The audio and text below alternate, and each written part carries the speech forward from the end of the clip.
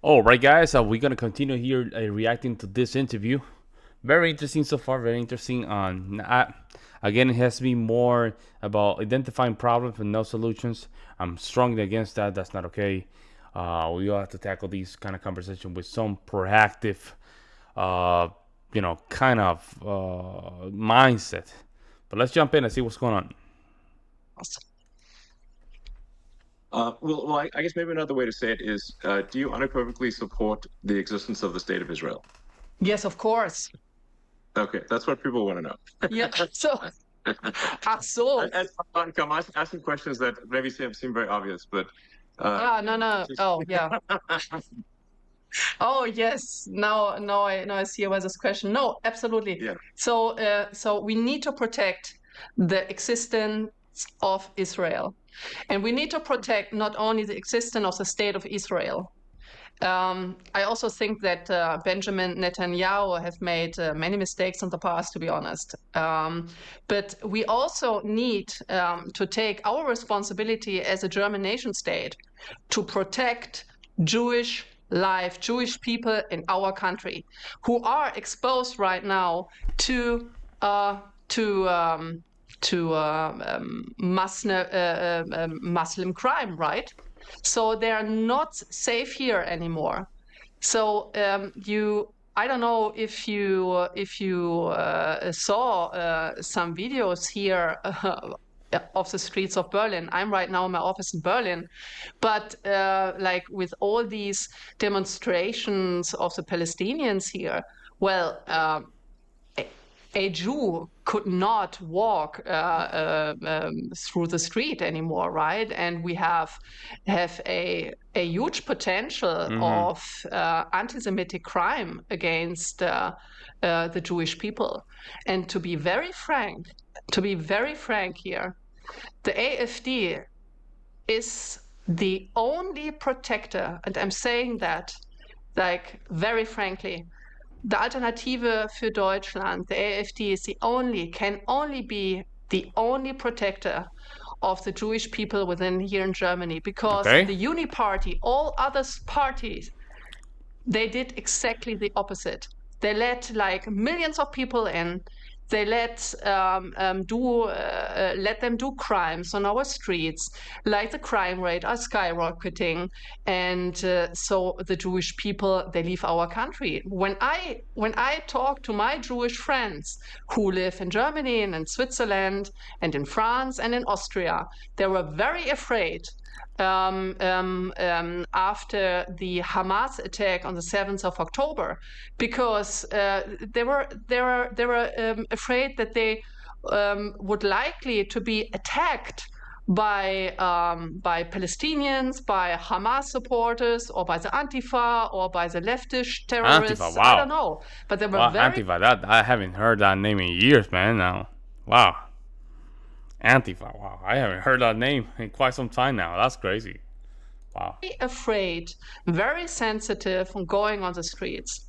And we step up for these people, even though the opposite in the mainstream media, the opposite is claimed. But yes, this is not true. It's just a lie about our party. Yes, I think that's what I wanted to just make it clear that the AfD is being massively misrepresented, especially in the Western media. Um, so yeah, and you know, no, obviously I very much support the state of Israel, but I mean I also believe that we want to be mindful and have empathy for civilians who are dying as well.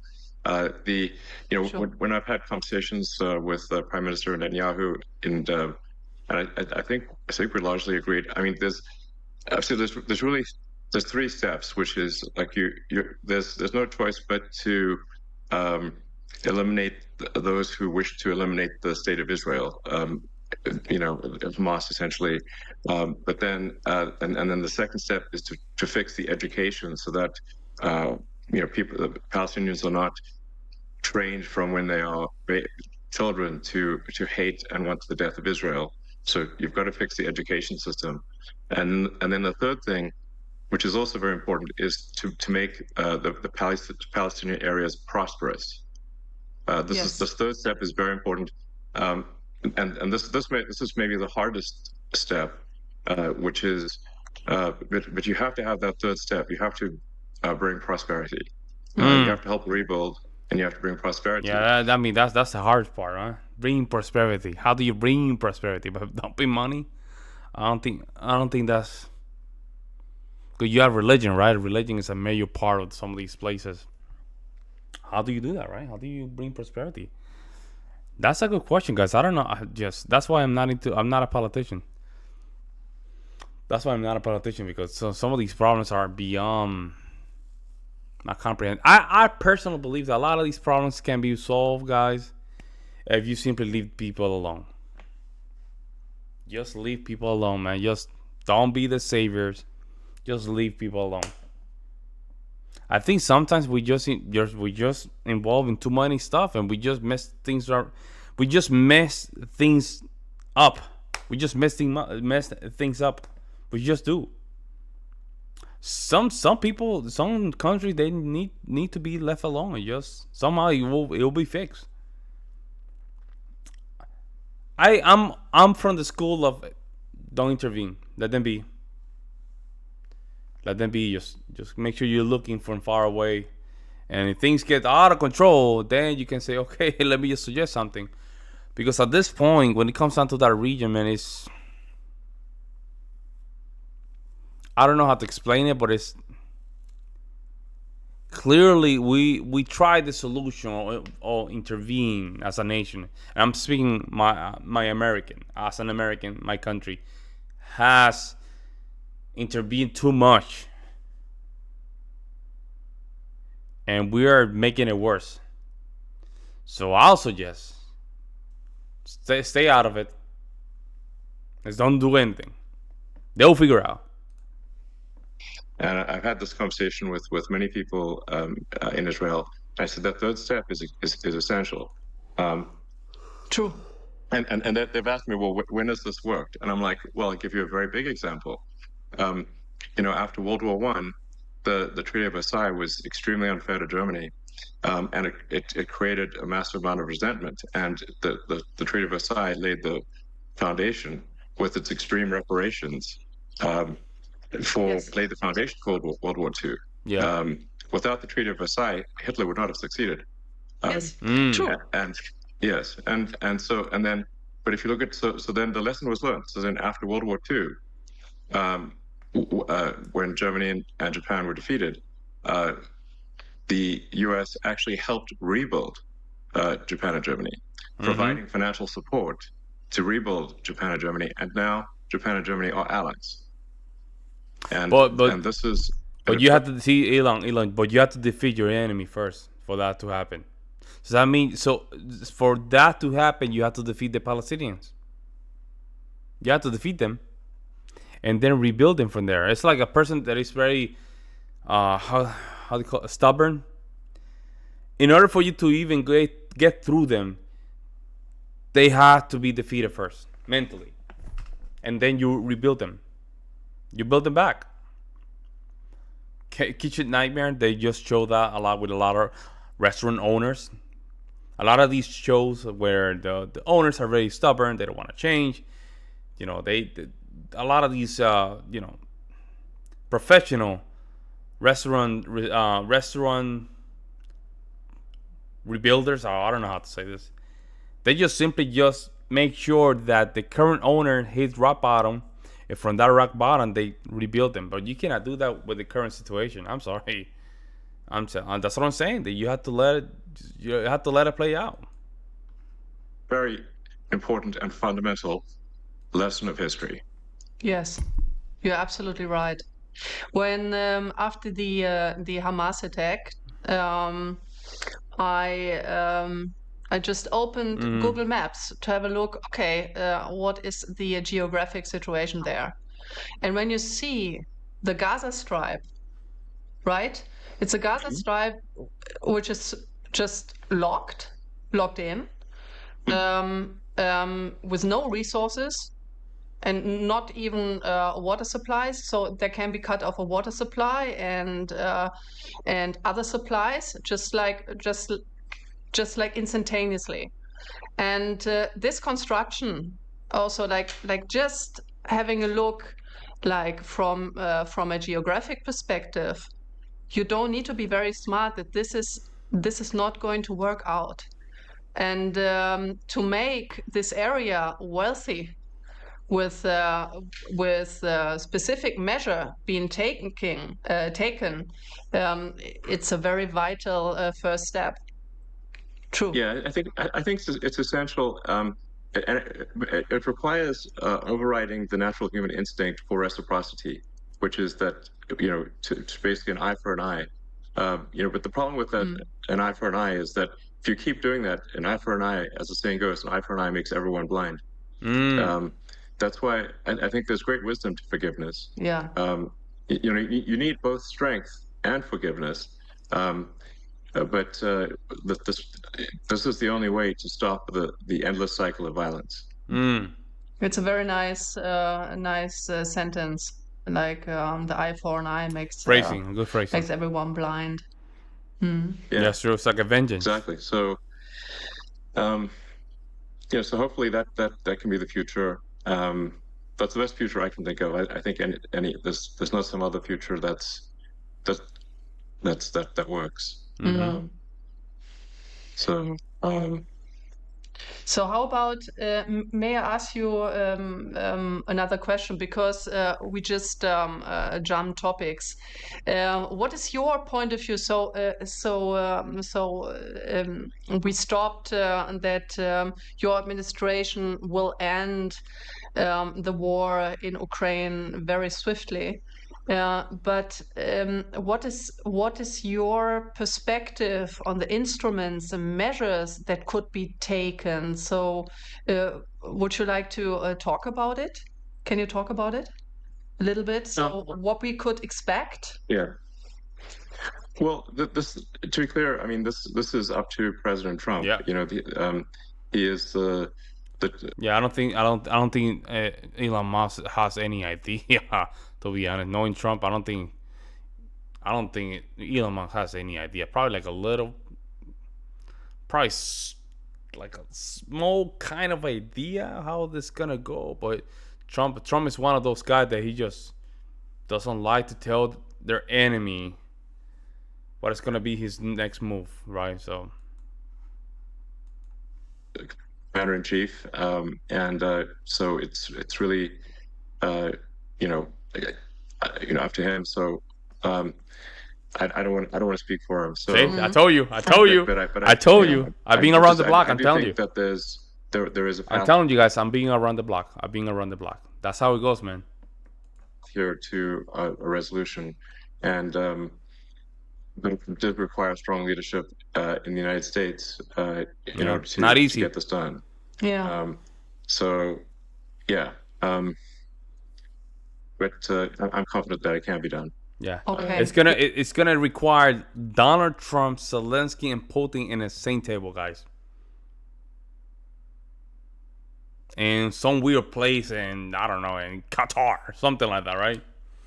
It's gonna be something like that. And it's gonna be Trump, Zelensky, and Putin all on the same table.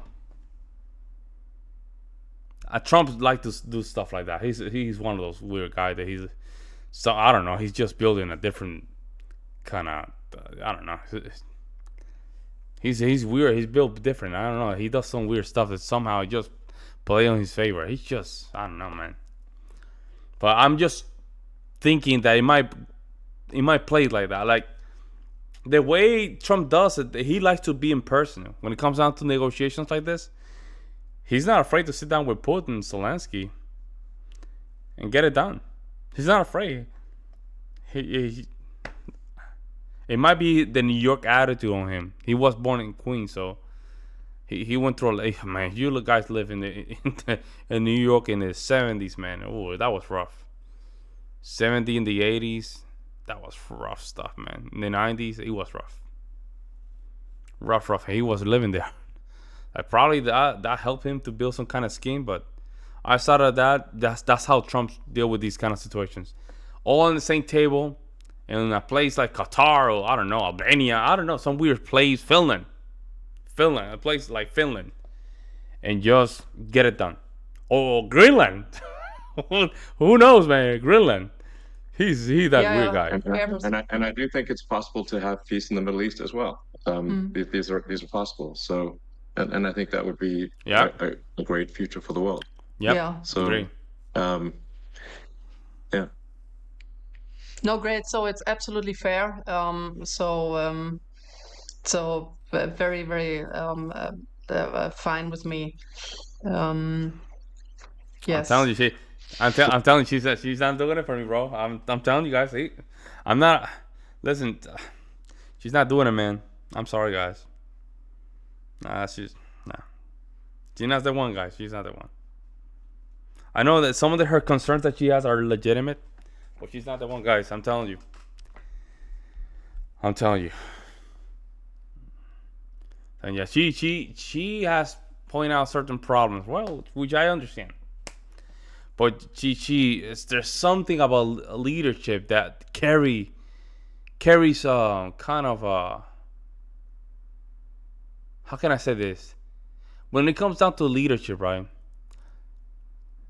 There's something that it make you fight for the idea of that leader. In Germany, whatever party it is, right? Whatever party it is that you want to see that represent you, it has to be a leader that when you see him, you're like, okay, this person is willing to do it. Okay, it has a why to do it, right? Based on this conversation, I'm not. I don't know, man.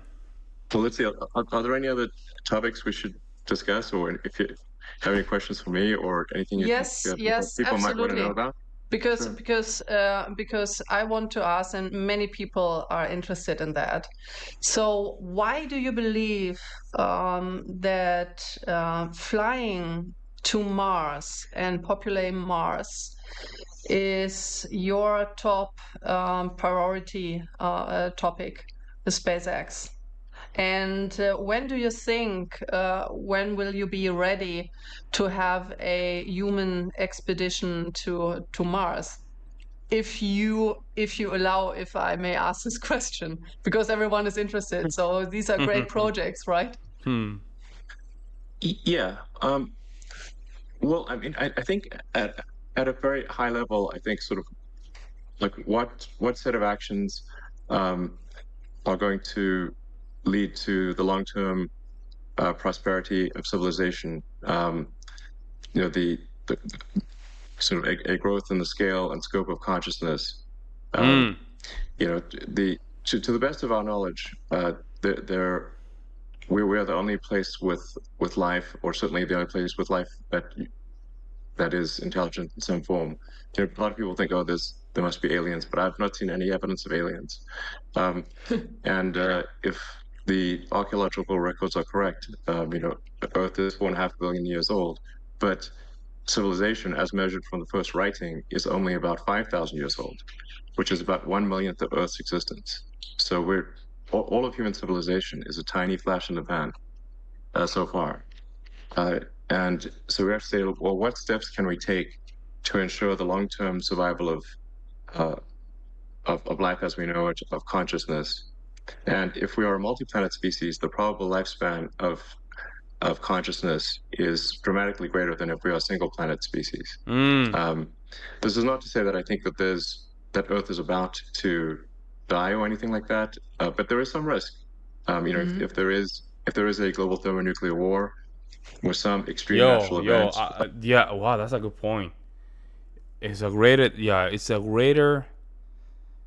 Okay. So he wants to make sure that our species keeps moving forward. Okay, that's his why. Okay, I'll take that. Like a giant, meteor that hits the Earth that causes a mass extinction event. I mean, if we look at the fossil record, there are at least 5 extreme mass extinction events that would have just basically extinction events that would have destroyed all of humanity. completely. There's 5 of them at least, and so I think if we should take this opportunity today, because for the first time in the 4.5 billion year history of Earth, it is possible to extend life and to extend consciousness beyond Earth. And that window of opportunity may be open for a short time, or it may be open for a long time. But just in case it is open for a short time, we must take advantage of this window, and as quickly as possible become a multi-planet species, and ensure the long-term survival of civilization. Wow. So what is your Wow, that's bro. That was deep, man. Because he wants the species to keep moving forward. Because true, like he doesn't want the human species to just end. I didn't know that, man. time frame I don't for think that. a expedition, like for the first human expedition?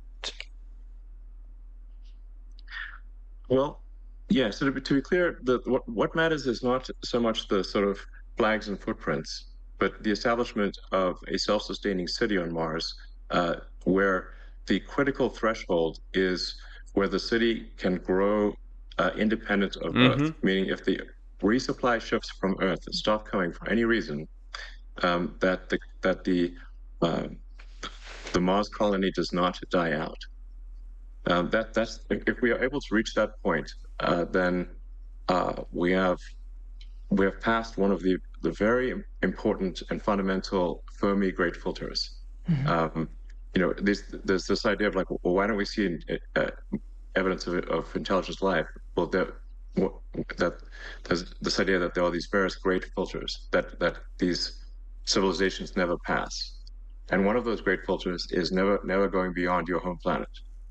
So if we can pass the Fermi great filter of being a single planet species, and to be clear, if we are a single planet species, it is just a matter of time before we are annihilated.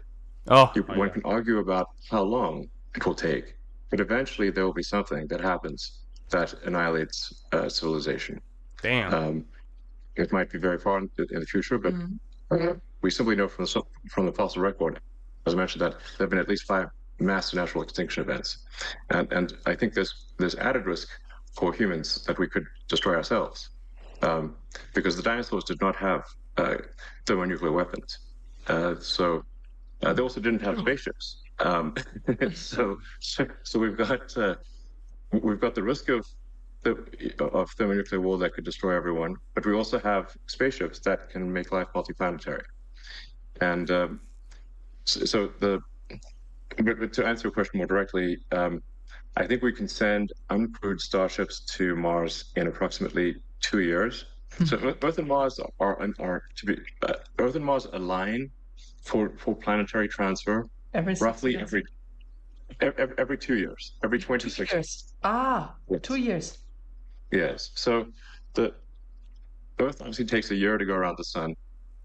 Mars takes approximately 2 years. And obviously one cannot go to Mars when it is on the other side of the sun from Earth. Yeah. So we have to wait for when Mars is in roughly the same quadrant of the solar system. Yeah, that shit is scary as hell. I don't know, man.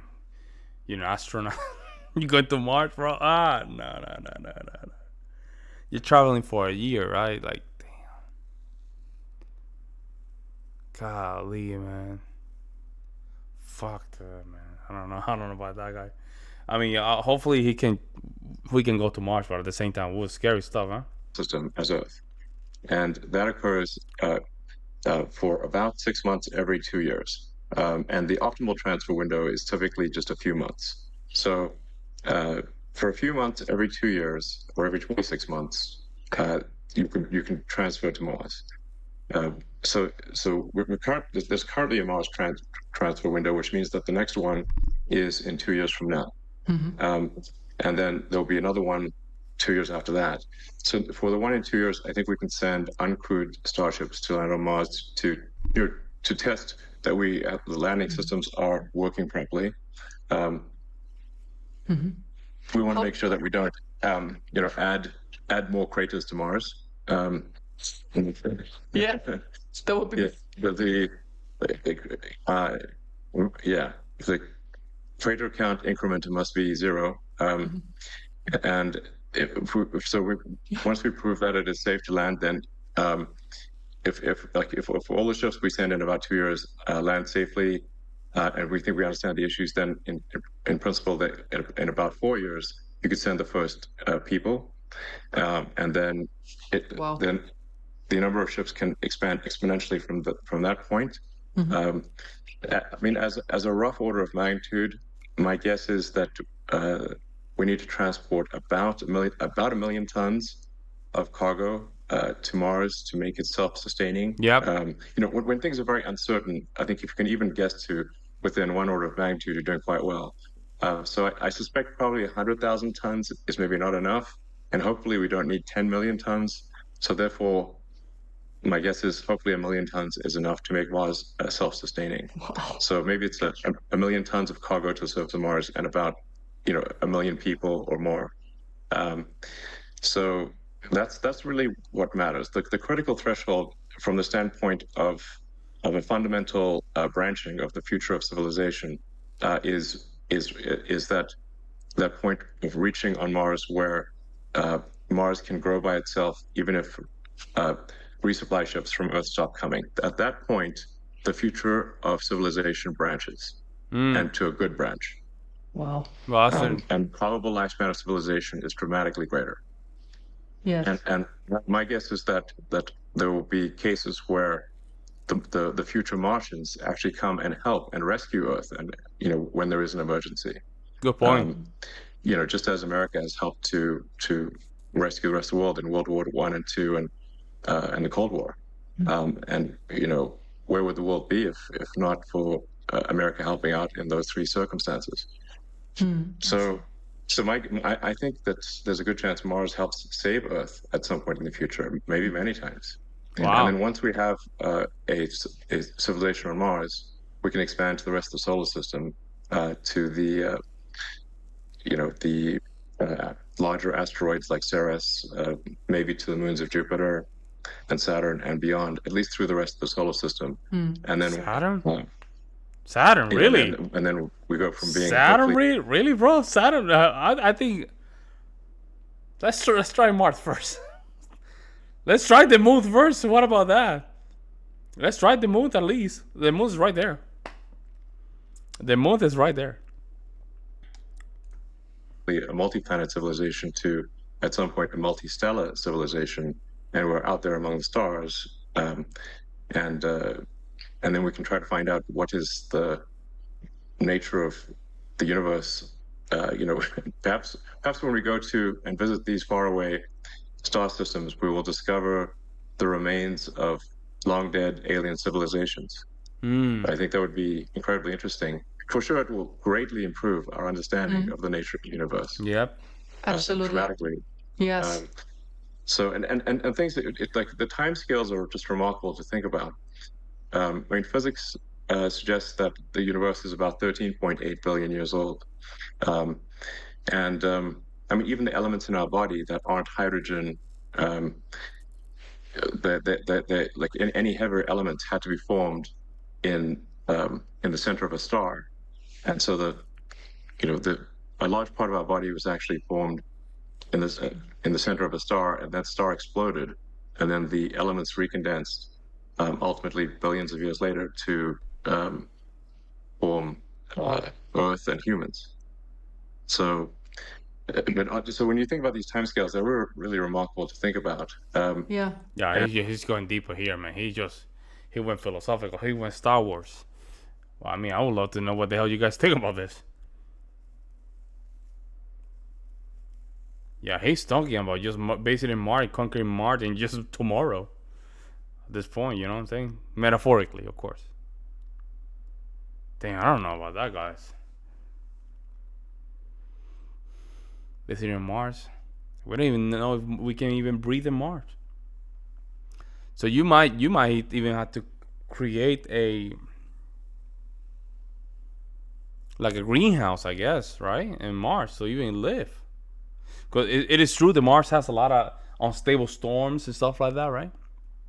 So That'll be interesting. I mean, And but a civilization that lasted 1 million years. So our civilization, so I think a good metric for saying when does a civilization start, I think, is maybe writing. If you can pick anything, I'd pick that.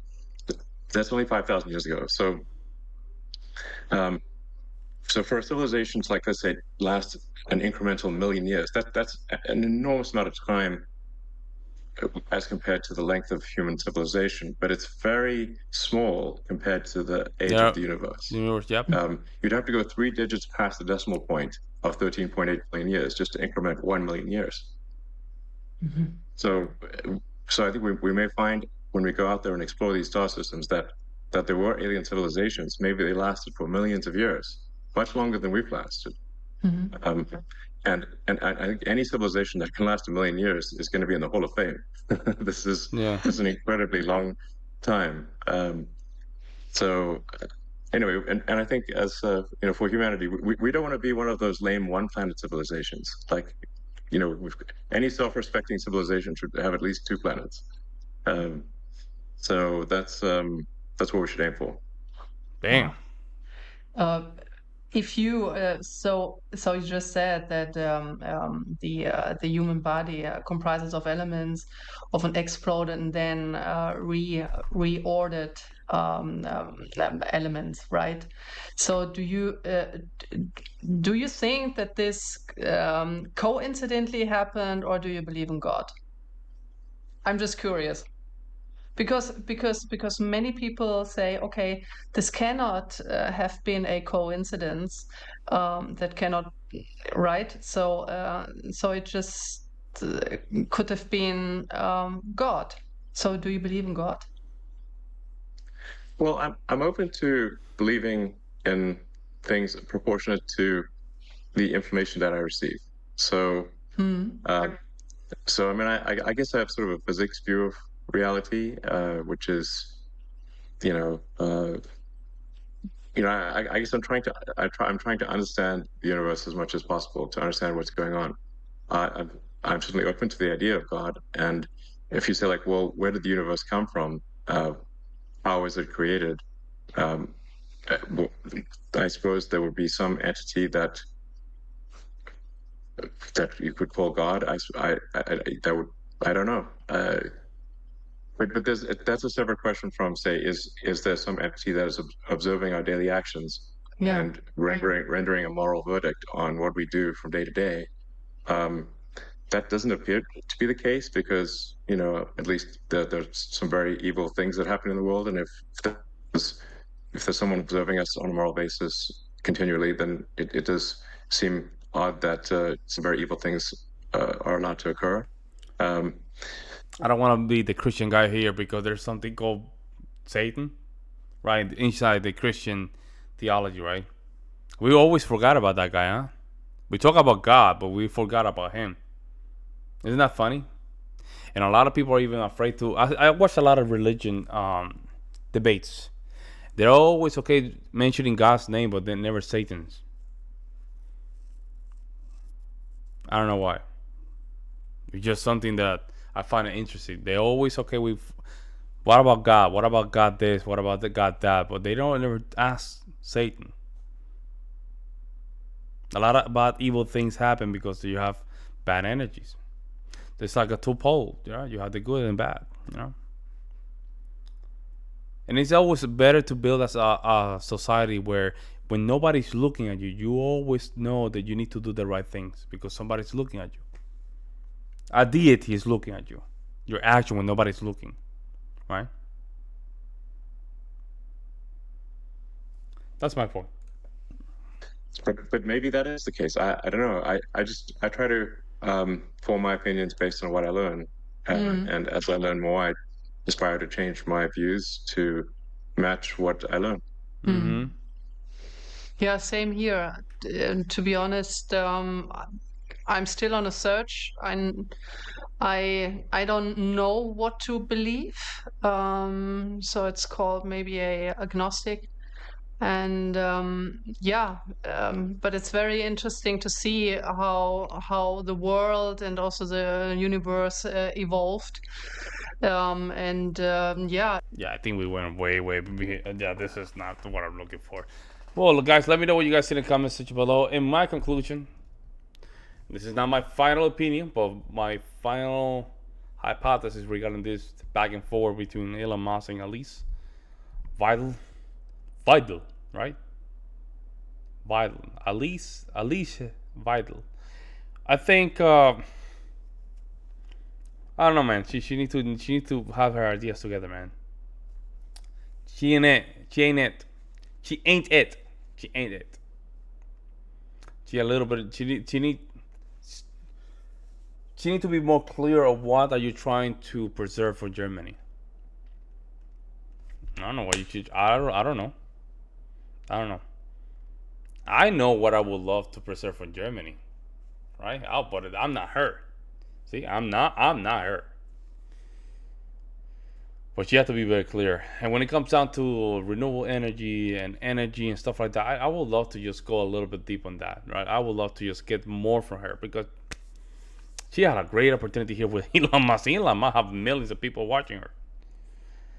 And at the end, she wanted to talk about spaceship and stuff like that. I think that was not the conversation for this, right? Even though it was very interesting, but I don't think it was a space for that.